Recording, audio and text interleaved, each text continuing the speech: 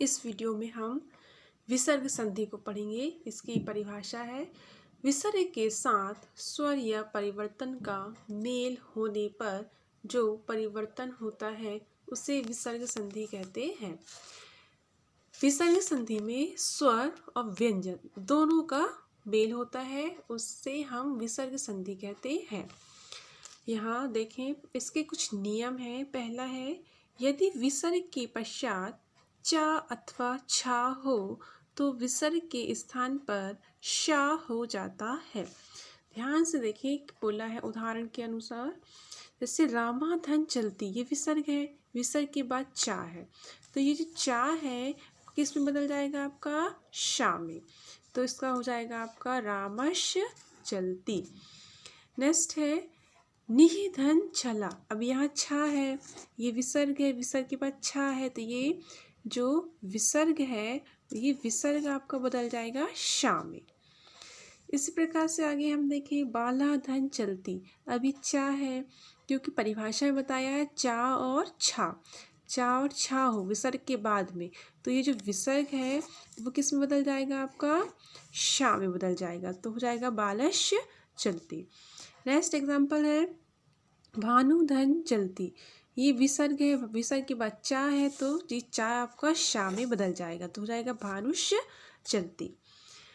अब दूसरा इसका नियम है, यदि विसर्ग के पश्चात त अथवा था हो विसर्ग के स्थान पर सा हो जाता है। अभी सा शक्कर वाला सा था, अब ये सा सरोते वाला सा है।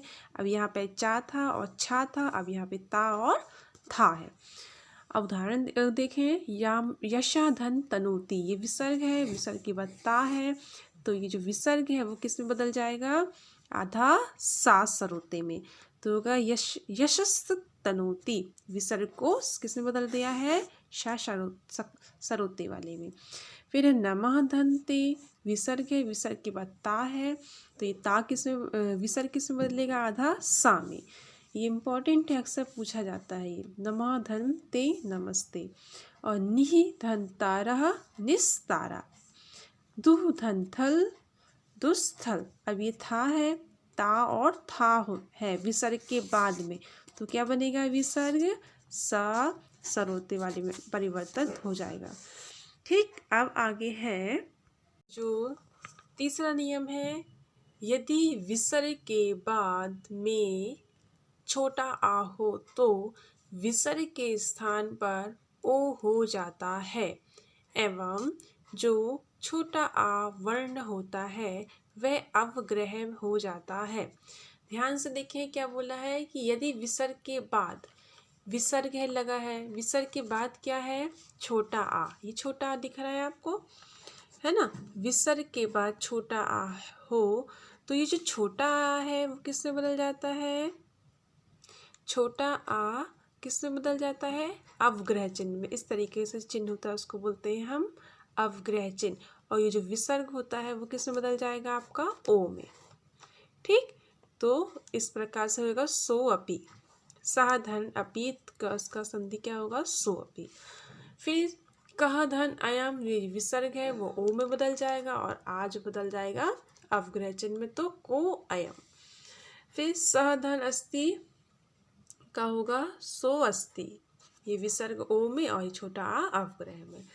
नेक्स्ट इसका अब अगला है, यदि विसर्ग के बाद आ को छोड़कर कोई भी स्वर हो तो विसर्ग का लोप हो जाता है।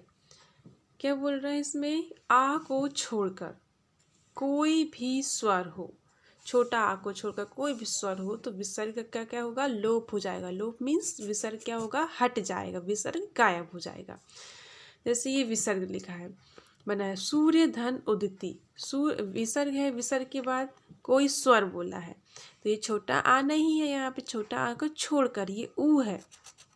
अभी हमने परिभाषा पढ़ी ना कि विसर्ग के साथ स्वर या व्यंजन का मेल होता है, तो वहाँ पे विसर्ग संधि होती है, विसर्ग है। अब ये क्या आ गया? अभी तक तो हम व्यंजन देख रहे थे, परंतु यहाँ क्या आ गया? अब ये स्वर आ गया। तो विसर्ग के साथ छोटा आ को छोड़कर दूसरा स्वर आता है तो विसर्ग का क्या होगा? लोप हो जाएगा। ये विसर्ग क्या होगा? हट जाएगा। ये लिखा है विसर्ग का लोप। सूर्य उदेति, रामाधन आगता, ये बड़ा आ है तो यहाँ पर विसर्ग का लोप हो गया बीच में। फिर बालाधन आगच्छति, बाल आगच्छति, ये भी बड़ा आ है तो यहाँ पर ये हमने क्या किया, विसर्ग का लोप कर दिया है। अब आप इस व्यंजन वाला को देखें। कल हमने बताया था आपको कि वर्ग इस तरीके से होते हैं और वर्ण एक एक होते हैं। ऐसे हमने बोला का वर्ग के अंदर का 5 वर्ण है, क ख ग घ ड़, और हमने इसके ऊपर ये नंबर लिख दिया है कि ये कौन से नंबर का, ये पहले नंबर का, दूसरे नंबर का, तीसरे, चौथे और ये 5वें नंबर का ये वर्ग है। यदि हमने बोला का वर्ग का तीसरा वर्ण तो तीसरा वर्ण क्या आएगा, ग। चा वर्ग का चौथा वर्ण झा, टा वर्ग का दूसरा वर्ण ठा, ता वर्ग का चौथा वर्ण धा, पा वर्ग का दूसरा वर्ण फा। ठीक, इस प्रकार से ये आप समझ गए होंगे। जब आप इसको समझेंगे तभी आप हम अगला नियम जो है उसको पढ़ पाएंगे, क्योंकि इसमें बोला है कि यदि विसर्ग से पहले आ हो और बाद में किसी भी वर्ग का तीसरा, चौथा और 5वां वर्ण हो तो आ और विसर्ग के स्थान पर ओ हो जाता है। अभी हम इसको पढ़ेंगे, इसलिए आपको ये जानना जरूरी है। तो यहाँ पर उदाहरण लिखा है, जैसे पया धन धर, ये आ है ना, ये विसर्ग के पहले या है, इसका मतलब इसके साथ आ जोड़ा हुआ है। तो आ और विसर्ग का, जैसे ये धा है, अब ये धा कौन से वर्ण का चौथा अक्षर है, ये त थ द धा, ये धा है। अब तो जो धा है वह क्या होगा, आपका ओ में बदल जाएगा। ये विसर्ग है, विसर्ग क्या हो जाएगा, आ है, इसके साथ आ जुड़ा हुआ है तो आ और विसर्ग को ओ में, ये हट जाएगा, ये आपका ओ हो जाएगा और ये धर का धरी लिखा रहेगा। फिर है वया धन वृद्धा, यहाँ पर जो ये व्र है वह आपका चौथे वर्ण का अक्षर है। यहाँ देखें आप, जैसे य र ल व, ये चौथे अक्षर है। तो जो चौथा अक्षर है उस चौथे अक्षर के बाद जो विसर्ग होगा वो किस में बदलेगा, ओ में बदल जाएगा।